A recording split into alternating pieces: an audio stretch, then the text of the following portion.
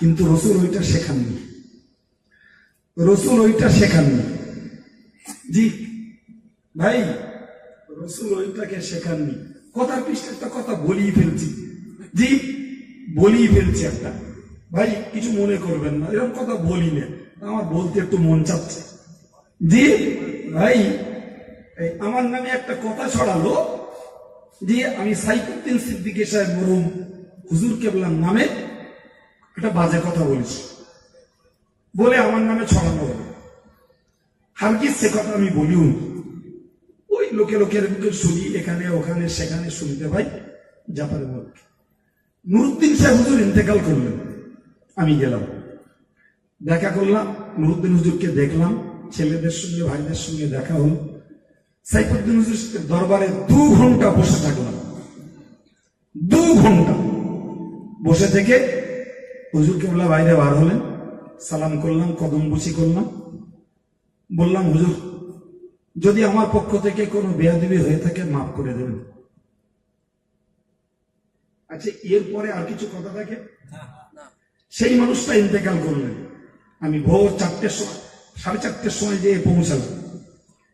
জি রাত বেলা 9:15 পর্যন্ত ওয়েট করে সেই দিন আমার 2018 সালের আলিয়া ইউনিভার্সিটির ফার্স্ট ক্লাস, প্রথম ক্লাসের দিন, কোন রকমে আর আমার পক্ষে থাকা সম্ভব নয়।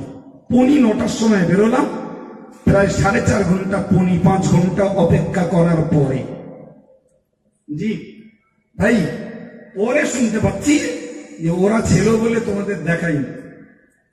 এরপরে শুনতে পাচ্ছি কালামুখো বেহায়া কি করতে গেল দেখতি, এসব হচ্ছে ওয়াজ।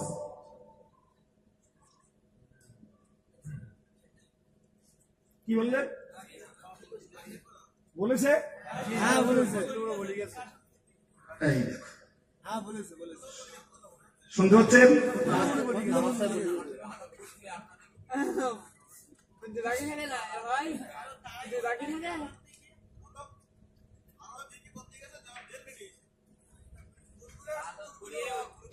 এটাও মুরত থাকা লাগে, এটা মুরত থাকা লাগে। সৌদি গভর্নমেন্ট একবার যার ধরে হয় তারে হজম করে দেয়, নয় তারে পার করে দেয়। তাহলে কাইম সাহেবের কেতনা মুরত বুঝতে হবে যে সৌদি বসে সৌদি গভর্নমেন্টের বিরুদ্ধে বক্তৃতা করে আবার রীতিমতো হজ করে যাদের সঙ্গে গেছি তাদের সঙ্গে এক ফ্লাইটে বাড়ি এসছি। কাইম সাহেব মুরদের টক দাগ কথা বুঝতে পারেননি? হ্যাঁ,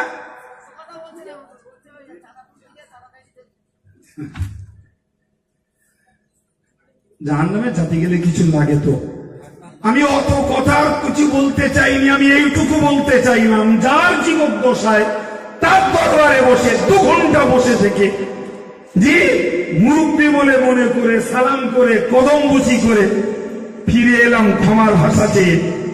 জি তার ইন্তেকালে দেখতে গেলাম, তোমরা যদি আমাদের দেখতে না দেওয়ার নিয়েতে যদি বাইরে বার করে না থাকো সেটা আল্লাহ ভালো জানে।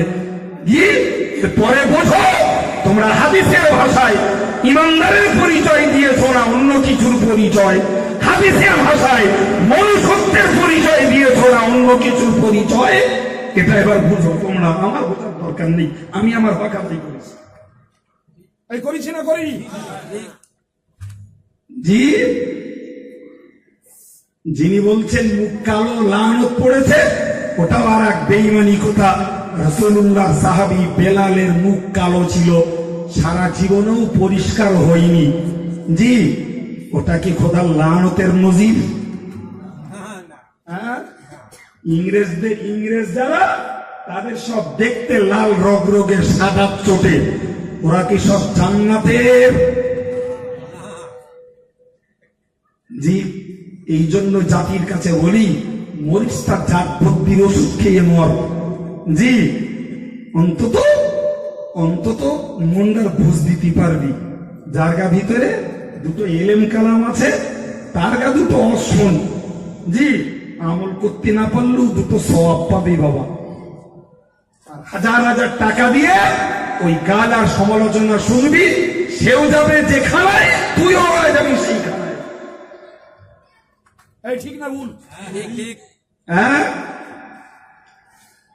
জি, আমি এত কথা শুনতেও চাইনি, বলতেও চাইনি, শুধু ভদ্রতার সঙ্গে বোঝাতে চেয়েছিলাম এতটুকুই যে রাসূল বলেছেন, তোমার সঙ্গে যদি কেউ দুর্ব্যবহার করে, তুমি পাল্টা তার সঙ্গে সুব্যবহার করো, তবে তুমি সত্যকারের ঈমানদার। জি, আর এটাই ছিল প্রিয় নবী সাল্লাল্লাহু আলাইহি ওয়াসাল্লামের নীতি আর আদর্শ। এটাই ছিল রাসূলুল্লাহর আদর্শ মণ্ডিত মানুষ ফুরফুরা শরীফের পীর আবু বকর সিদ্দিক রাহমাতুল্লাহ আলাইহির আদর্শ। জি ভাই, বাকি যদি অন্য কিছু বলো আর অন্য কোনো নিয়ত করো, আমি সাফ কথায় বলবো, রক্তের সম্পর্ক থাকতে পারে, মুজাদ্দিদে জামানের সঙ্গে তোমাদের গুণের কোনো মিল নেই। কারণ মুরত থাকে তা আব্দুল কাইমের কথা কেটে দেবেন, সারা জীবন পেচ্ছাপের পানি তুলে দেবেন। আছে মুরদ?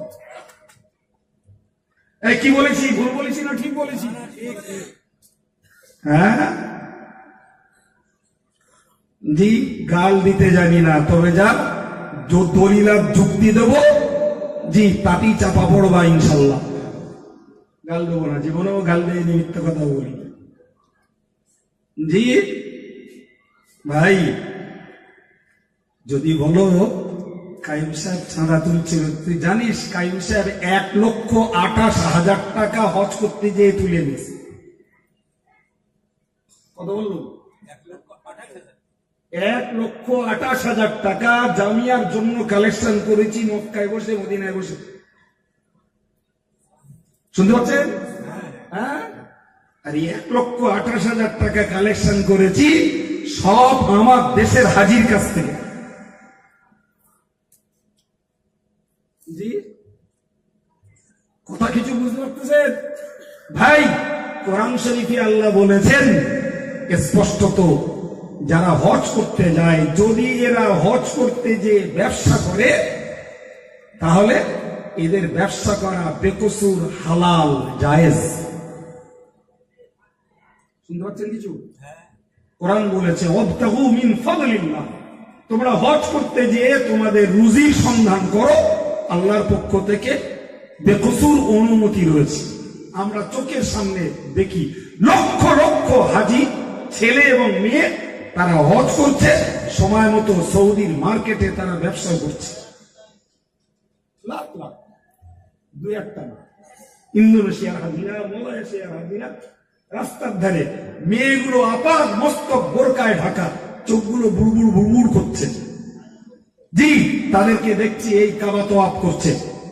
জি, আবার দেখছি পরক্ষণেই মাল নিয়ে রাস্তার উপরে বসে রয়েছে, ভাত রেঁধে নিয়ে বসে রয়েছে, ঘড়ি কিনে নিয়ে বসে রয়েছে। কথা শুনতে পাচ্ছেন কিছু?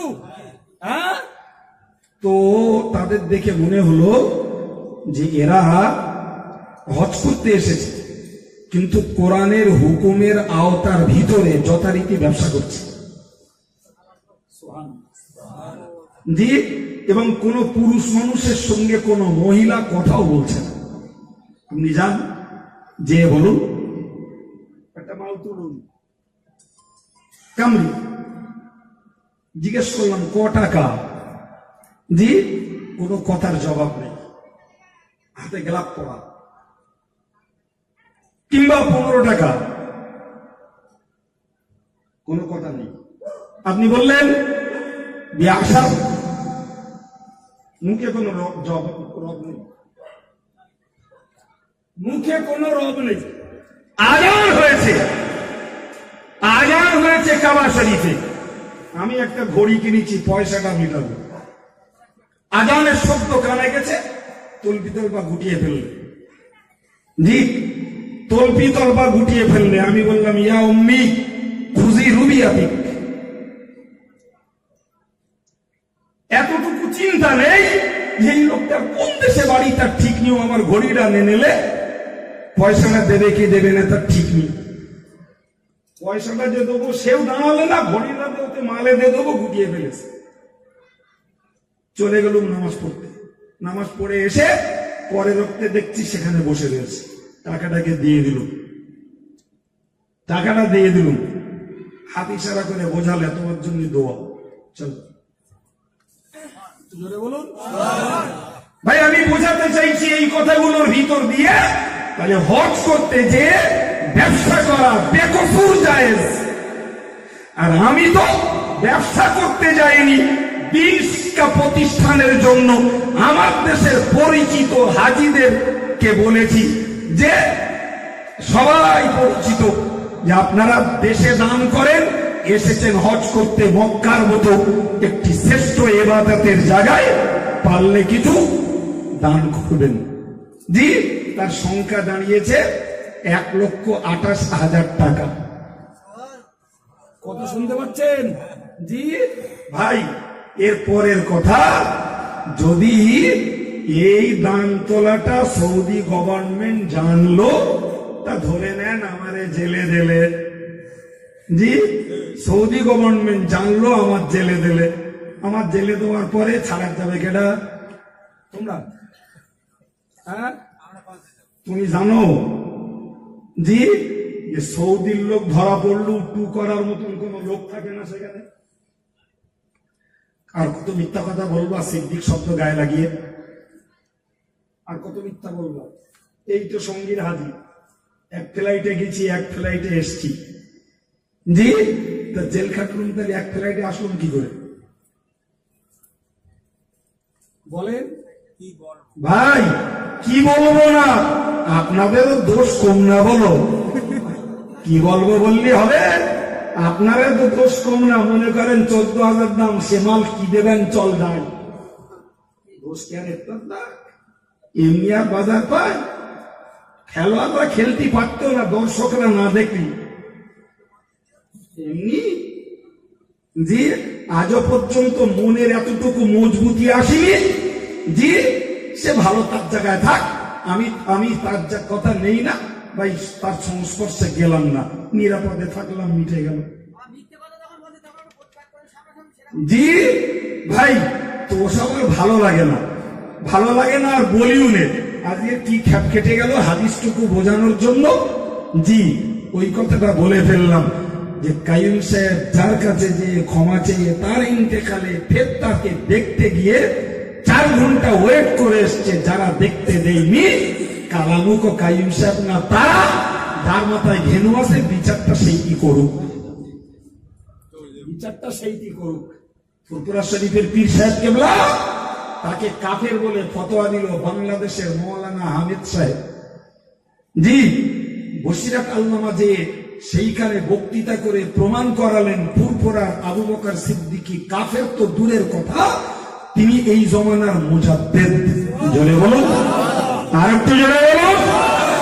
ভাই ভালো করে বুঝুন, সেই হামিদ সাহেবের বংশের লোকেরা মুজাদ্দিদে জামান দাদা হুজুর কেবলার কাছে এলেন, এসে বললেন যে হুজুর আপনার কাছে বায়াত হব।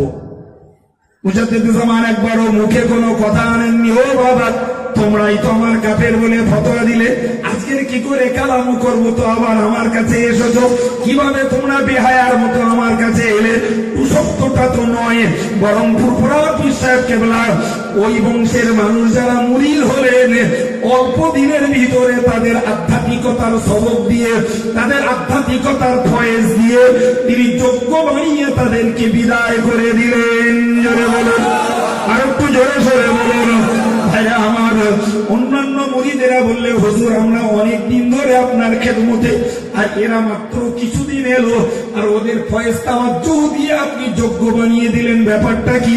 মুজাদ্দিদে জামান বলেছিলেন বাবারা ওরাই আমার নামে কাফের বলে ফতোয়া দিয়েছিল, ওরা যদি আমার কাছে বেশি দিন থাকে হয়তো কবে কবে কবে কবে টুক করে বলে ফেললো তোমরা আমায় না কাফের বলেছিলে। এই কথাটা যদি বলে ফেলি ওদের পিছনে আমার মেহনত সব বেকার হয়ে যাবে, তাই ওই কথাটা মুখ দিয়ে বলে না ফেলি, এই ভয়ে ভয়ে তাড়াতাড়ি ওদের যোগ্য বানিয়ে বিদায় করে দিলাম। এমনি মানুষ এ জাহেলের উপায় কি? এ জাহেলের উপায় কি? ফুরফুরা পীর সাহেব কেবলা জি, আমি না কি বলে বলছি, যিনি বলেছেন তার কথা। 32 হাত দূরের থেকে গুলি করিল, তার সেই গুলি দাদা হুজুরির বুকি লাগেনি। আলহামদুলিল্লাহ, তার মতন যোগ্য মানুষের এ কারামতি হতেই পারে, অসম্ভব মোটেই নয়। ভাই ওই কথাটা টেনে এনে আজকের যুগের একটা কি বলবো এঁচড়ে পাতা তীর সেজেছে। সে বলছে দাদা হুজুরির 32 হাত দূরত্বে গুলি করে লাগেনি, আর আমি বলতেছি 5 হাত দূরত্বে গুলি করে লাগবে না গো। এ জাহেলের দল বলতে নারাই তকবীর। যাতাই দিয়েছে এরা, যাতাই দিয়ে হ্যাঁ তোর এতটুকু লেয়া ঢুকিনি, ওই কথাটায় নারাই তকবীর দিচ্ছিস মানে এরে দাদা হুজুরির থেকেও বড় করা হচ্ছে। এলাচ যার গানি সে জাতির কাছে আর বস করতে ভালো লাগে না।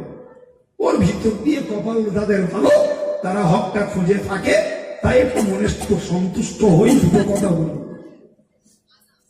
মুজাদ্দিদে জামান দাদা পীর সাহেব কেবলা রহমাতুল্লাহ আলাইহির এই আদর্শ যারা তাকে কাফের বলে ফতোয়া দিয়েছে, তারা যখন তার কাছে মুরিদ হয়েছে, জি তাদেরকেই ফয়েজ তাওয়াজ্জু আগে ভাগে দিয়েছেন, পাছে ওই কথাটা আমার মুখ দিয়ে বলে ফেলে।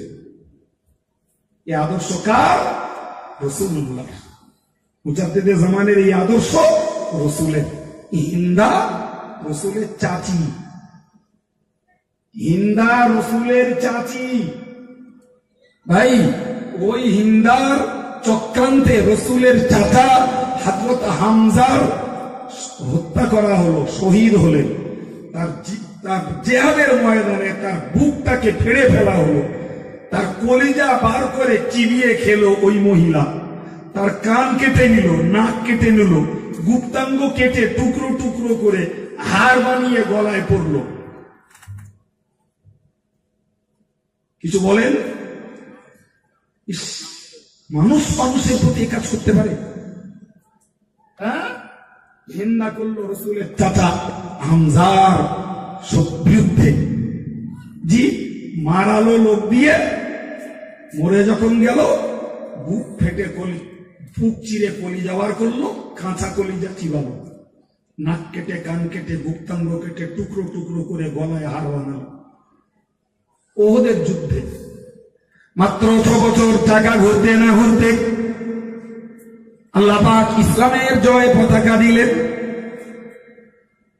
মক্কা বিজয়ের দিনে ওই হিন্দা সেই রাসূলের কাছে গেল, ওগো মুহাম্মদ ভুল করেছি বাবা, তুমি আমায় ক্ষমা করো, আমার কি কোনো ক্ষমার উপায় আছে? প্রিয় নবী ঝরঝর করে কাঁদতে কাঁদতে বলেছিলেন, ইসলামের নাম ইয়াহদিমু মা কানা ক্বাবলাহু, বিগত জীবনে যত পাপ করা হয়েছে সব পাপগুলো ইসলাম মোচন করে দেয়। ওগো চাচি, তুমি ইসলাম কবুল করো, আল্লাহ তোমায় ক্ষমা করে দেবেন। তবে তোমার প্রতি এতটুকু দাবি আমার, তোমাকে ক্ষমা করেছি, আল্লাহ ক্ষমা করবেন, আমিও ক্ষমা করে দিলাম। তবে চাচি, তুমি আমার সম্মুখে এলে পরে আমার জানটা বড্ড কেঁদে ওঠে চাচার জন্য। এইটুকু তোমার কাছে দাবি, তুমি আমার সম্মুখটায় এসো না, বাকি তোমায় আমি ক্ষমা করে দিলাম। এই আদর্শ কার? রাসূলুল্লাহ। ওইখান থেকে শিখে ফুরফুরা পীর সাহেব কেবলা আমল করলেন। তুমি আমার কাফের বলেছিলে না? জি আজকে এসেছো, আলহামদুলিল্লাহ। জি বায়াত হও, সবক আমল করো, ফয়েজ তাওয়াজ্জু দিয়ে দিলেন, নিয়ে বাড়ি চলে গেলেন। তবেই তো ইমানদার, তবেই তো ইমানদার।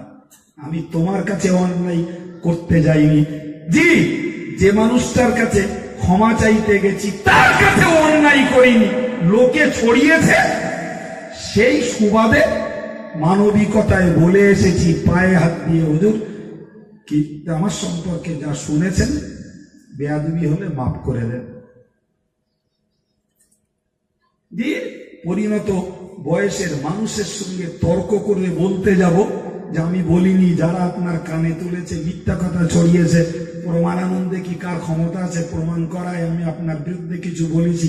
কোন কথা বলতে যাই, এক কথায় বুঝেছি একজন মুরব্বী, তার কাছে আমার সম্পর্কে কিছু কুমন্তব্য তার কানে ভারী করা হয়েছে, ক্ষমা চাইছি। ভাই, তার কাছ থেকে দোয়া নিয়ে ক্ষমা নিয়ে এলাম, কদমবুসি করে এলাম। জি, আজকে তুমি বললে কালামুকো। আরে যদি আমি ধরিয়ে নিলাম অন্যায় করেছি, ক্ষমা যখন চেয়ে এসেছি, এটা যদি কালামুকো আর বেয়ায়, আরে তোমার ল্যাস কিচ্ছু আছে?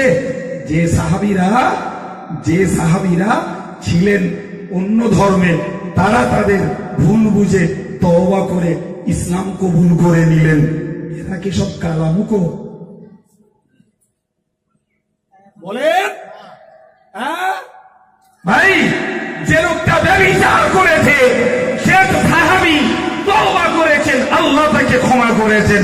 মহিলা চুরি করেছে, তওবা করেছেন, আল্লাহ তাকে ক্ষমা করেছেন। ভাই, আজকের যুগেও কেউ গান শুনে, সুদ খেয়ে, জুয়া খেলিয়ে কেউ যদি অন্যায় করে, সে যদি তওবা করে, কোরআন আর হাদিস জল করছে, আল্লাহ পাক তাকে ক্ষমা করবেন। এরা কি সব কালামুকো? গয়না নাকি সব সাবান লেখাতে 80 বছর লাগে? হ্যাঁ, পাপ করে তওবা ক্ষমা চাওয়ার নামটাই তো কালামুকো। এই ঠিক কিনা বলুন? এরই নাম তো। আল্লাহ, পাপ করেছি, ক্ষমা করে দাও। আল্লাহ, গান শুনেছি, মাফ করে দাও। আল্লাহ, আমি সুদ খেয়ে ফেলেছি, আর খাচ্ছি না, আল্লাহ তুমি ক্ষমা করে দাও। আল্লাহ, একদিন নামাজ পড়তাম না, এখন নামাজ পড়া ধরেছি, আল্লাহ তুমি ক্ষমা করে দাও। তা ধরে নেন আব্দুল কাইয়ুম অন্যায় করেছে, যে যখন বলেছে হুজুর আপনার কানে পৌঁছেছে, আপনি আমাকে মাফ করে দেবেন, আমারটা যদি কালামুকে গিরি হয়, তাহলে সারা পৃথিবীর যত লোক পাপ করে তওবা করে ভালো ফিরে এসছে, এরা সব কালামুকো। আরে না মানে, তাই তো তার কথায় তাই প্রমাণ হয়। জি, তাই পৃথিবীর হাজার হাজার সাহাবী যারা অন্য ধর্ম থেকে তওবা করে ইসলাম কবুল করেছে, এরকম অজ্ঞের কথায় যদি তেনারা কালামুকো হন, লাখ লাখ পৃথিবীর মানুষেরা যারা তওবা করে ভালো পথে ফিরেছেন, এরা যদি কালামুকো হয়, আমি আব্দুল কাইয়ুম যদি অন্যায় করে তাকে ক্ষমা চেয়ে কালামুকো হয়ে জগতের বড় বড় আল্লাহর ওলি, নবী, সাহাবী মানুষদের সঙ্গে মিশে গেছি, তুমি কান্তজ্ঞান বিহীন হয়ে এই সমস্ত সাহাবী, তাবিঈন আর বড় বড় পাপী থেকে নিষ্পাপীতে আসা, খারাপ থেকে ভালো হয়ে যাওয়া মানুষগুলোকে কালামুকিয়ে বললে কি জবাব দেবে? কিয়ামতের দিনে তৈরি হও। এই কথা ঠিক না ভুল? হ্যাঁ ভাই, তবে তওবা করলে, ক্ষমা চাইলে যদি কালামুকো হতে হয়, জি, তাহলে তো বলতে হবে কোরআন আর হাদিস কালামুকো হতে শিখিয়েছে। তাই কিনা বলুন? জি, প্রচুর পরিমাণে আয়াত আর হাদিস রয়েছে। বান্দা, তুমি অন্যায় করেছো, ক্ষমা চাও। তুমি অন্যায় করেছো, ক্ষমা চাও। তো ক্ষমা চাও মানে কালামুকো হও। তাই তো। এরপরও 15,000 টাকা দিয়ে তুমি শুনবা, আর একদম শুনবে, তুমি তো থেকে বাতাস দেবা। ওই ভিড় করাটাও তো ওদের মতো বক্তার মজলিসে ভিড় করাটাও তো অন্যায়। বহুত দিন এসব নিয়ে কিচ্ছু বলিনি, বহুত দিন একদম ভুলিয়ে গেছিলাম।